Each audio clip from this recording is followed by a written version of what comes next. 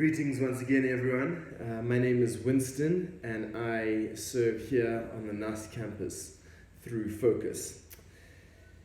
And we are doing a 4-part series on Jesus in his Old Testament context. And this is the third installment in that series. Today we're looking at the famous story of Jesus' triumphal entry into Jerusalem, as recorded in Mark chapter 11, verses 1 to 10. And it takes place in the week leading up to Jesus' death on the cross. Like every other passage in this series, it builds off ideas that are first initiated in the Old Testament. And once again, if we did not have, or if we do not read the Old Testament, we would not be able to grasp the meaning of this passage. And so go ahead and read your Old Testament. Let's have a look how this passage plays out. So Jesus is passing through Bethany and Bethphage on his way to Jerusalem. He stops in at the Mount of Olives to give his disciples some instructions. He sends 2 of them on into the village, and he tells them, "You will find a colt on which no one has ever sat. Untie it and bring it." That's verse 2.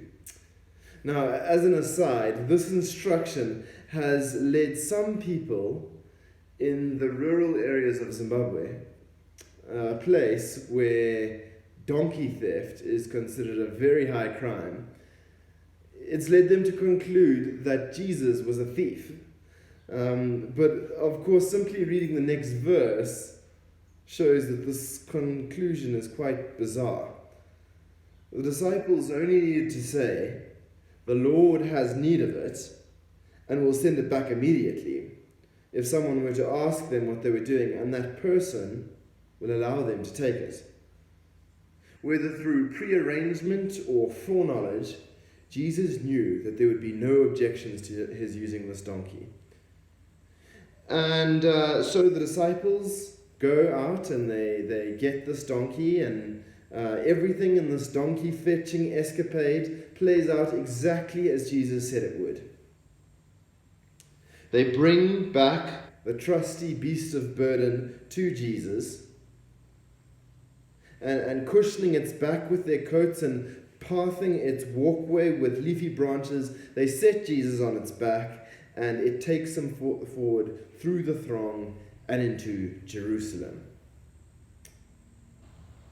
Now, we've already established what we do not learn about Jesus in this passage, namely that he was a thief. But what do we learn about Jesus from this story? What does the story tell us about who Jesus is? It is this question, I believe, that we cannot properly answer if we do not have a good understanding of the Old Testament, if we do not read the Old Testament.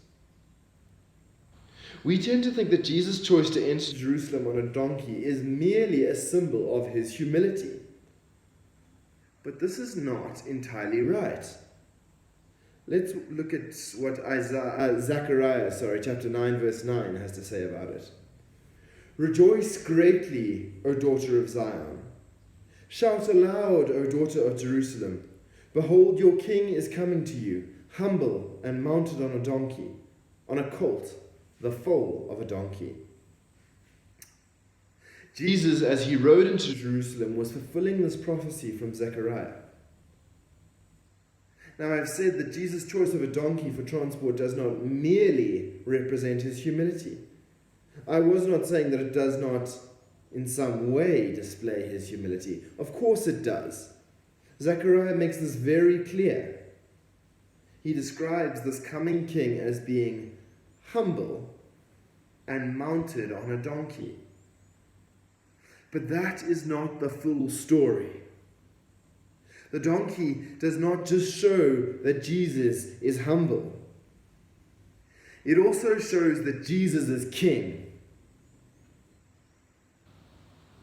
That is the point Zechariah is trying to get across in chapter 9.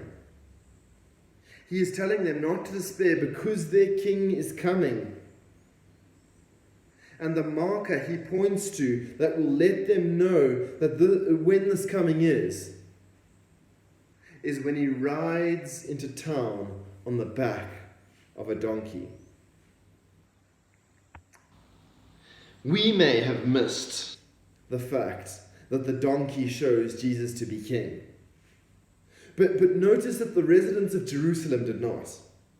Look at how they respond in Mark chapter 11, verses 9 to 11. Hosanna! Blessed is the one who comes in the name of the Lord. Blessed is the coming kingdom of our father David.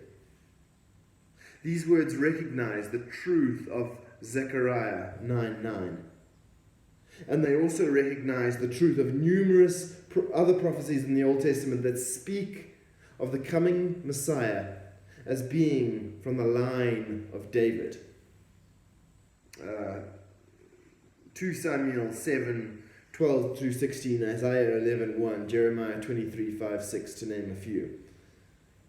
The great irony undergirding this passage is that although on this occasion Jesus is welcomed into Jerusalem as a celebrity, in only a matter of days, the residents of Jerusalem will gather again once more, but this time they will cry, "Crucify him! Crucify him!" You see, though the people rightly understood the fact that Jesus was king, they misunderstood what sort of king he was. Zechariah said he was a humble king, and humble he was. But perhaps the extent of his humility, even Zechariah would have been startled at. A king, we expect, is one who would carry political authority. But Jesus, during his earthly ministry, did not have this. Perhaps the singing multitudes, as they welcomed Jesus into Jerusalem, thought that after riding on the colt, Jesus would then rout the Romans. But Jesus, the humble king, would show his power another way, through dying and through rising again. This king would save his people.